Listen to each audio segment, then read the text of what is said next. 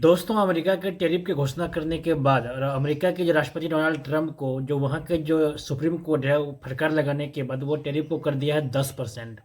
लेकिन फिर कर दिया 15%, फिर कर दिया 10%। ये वो सिलसिला उसका होते रहता है। लेकिन हम लोग का जो टैरिफ था पहले था 50%, अब घटा के वो 18% किए थे या 25% किए थे।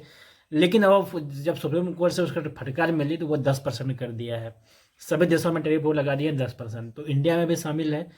लेकिन हमारे यहाँ जो भारत के जो इकोनॉमी है वो डाउन हो गया था। भारतीय शेयर बाजार वो गिर चुका था और हमारे देश के अंदर टेक्सटाइल जितना भी कंपनियां हैं वो बंद हो चुकी थी।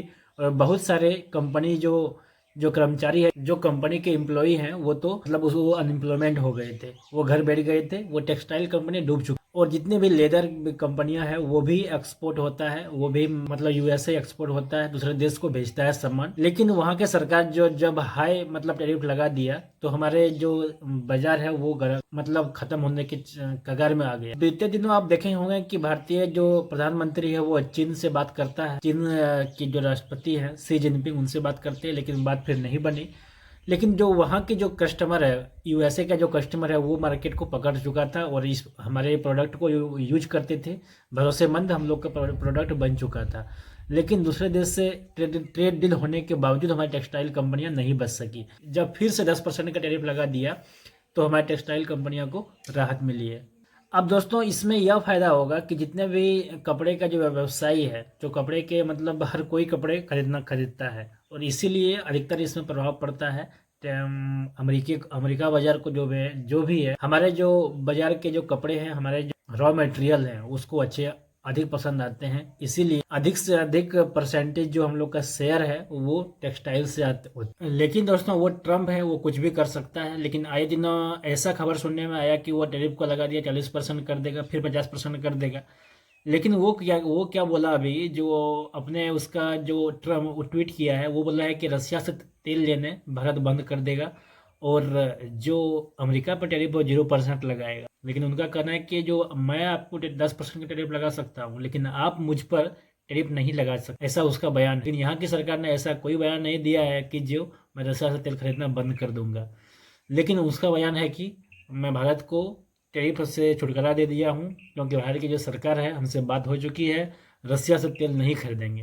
क्योंकि हम लोग भारत देश में जितने भी क्रूड ऑयल्स आती है, पेट्रोल डीजल हो गए, जितने भी क्रूड्स ऑयल्स आते हैं वो रसिया से आते हैं। और रसिया हम लोग क्या बोलता है, वो मतलब डॉलर में पेमेंट नहीं करना पड़ता है, मतलब जो हमारे रुपये हैं उसी में पेमेंट हो जाती है। तो इससे क्या होती है, हमारे बाजार को जो कि इकोनॉमी है वो बच जाती है। जबकि अगर दूसरे देश से तेल खरीदेंगे तो इससे ये हो जाता है, जो हम लोग को पेमेंट करना पड़ता है वो डॉलर में पेमेंट करना पड़ेगा। इससे क्या होगा, जो डॉलर जो हम लोग का रुपये के मुकाबले बहुत बढ़ते जा रहे हैं, हम लोग का रुपया नीचे गिरते जा रहा है। क्योंकि अभी हाल में ही डॉलर है 90 या 92 रुपये है। $1 $1 इक्वल टू हो गया 92 रुपीज़। तो ये हम लोग का डॉलर का वैल्यू है। डॉलर का जो वैल्यू है वो बढ़ते जा रहा है, लेकिन रुपये का जो वैल्यू है वो गिरते जा रहा है। इसीलिए हम लोग को महंगा पड़ जाएगा कि दूसरे देश से, अदर कंट्री से तेल को खरीदने में। जबकि रसिया से क्या होता था, बहुत एक फ्रेंडशिप है, फ्रेंडशिप वाले देश है, और प्लस उसमें जितने क्रूड ऑयल है वो बहुत सस्ते दामों में मिल जाते हैं। और इससे हम लोग को क्या होता है, जो भारतीय बाजार है, अगर सस्ते दाम में डीजल पेट्रोल मिल जाता है तो सभी क्षेत्र में अब मतलब महंगाई देखने को नहीं मिलेगा। लेकिन अगर हम लोग रसिया से तेल खरीदना बंद कर देंगे तो तेल महंगा हो जाएगा, डीजल महंगा हो जाएगा, पेट्रोल महंगा। तो इसलिए जितने भी प्रोडक्ट है वो महंगा हो जाएगा, क्योंकि जितने भी प्रोडक्ट बाजार में पहुंचते हैं तो वो ट्रांसपोर्ट से ही पहुंचते हैं। तो ट्रांसपोर्ट में डीजल पेट्रोल तो चाहिए ही। जैसे कि ट्रक से पहुंचते हैं, ट्रक में डीजल चाहिए। अगर डीजल का रेट बढ़ गया तो वो भाड़े अधिक लेंगे। इससे क्या होगा, जो भी प्रोडक्ट है उसका सामान कीमत जो है वो बढ़ जाएगा। इसीलिए क्या बोलता है कि रसिया से अगर तेल नहीं लेते हैं तो भारतीय बाजार में महंगाई देखने को मिल सकता है। लेकिन वो वहाँ ट्रम्प है, वो अगर भारतीय सरकार नहीं माना तो वो फिर ब्लैक धमकी दे सकता है, फिर टैरिफ मैं कर दूंगा 100% या 500% वो कुछ भी कर सकता। इसीलिए हमारे जब तक हमारे लोग का जो इंडिया है आत्मनिर्भर नहीं बनेगा, तब तक वो दूसरा देश आंख दिखाते रहेगा, अंगुली दिखाते रहेगा।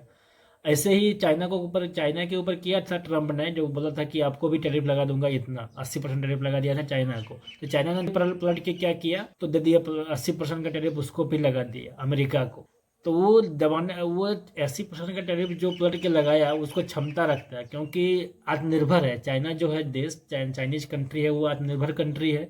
वो दूसरे देश से प्रोडक्ट नहीं खरीदते हैं, वो अपने मैन्युफैक्चर कर लेते हैं। एक से एक वहाँ के जो वहाँ बिजनेसमैन है, व्यवसायी है, क्रिएटिव माइंड के लोग वहाँ रहते हैं, जो अपना मैन्युफैक्चर खुद कर ले। कि इंडिया दूसरे दूसरे देश में वो मतलब दूसरे देश में डिपेंड करते हैं, इसीलिए वो आत्मनिर्भर नहीं बन। तो हमारे इंडिया को आत्मनिर्भर बनने की बहुत ज़रूरत है, तभी हमारा जो इकोनॉमी है यहाँ ग्रोथ मिलेगी और दूसरे देश से इतना टैरिफ का झेलना नहीं। दोस्तों बस अब देखिए अभी हम लोग का टेक्सटाइल कंपनी जो फिर से उठती है कि नहीं उठती है। तो बस मिलते हैं बहुत जल्द अगले वीडियो में। Thank you.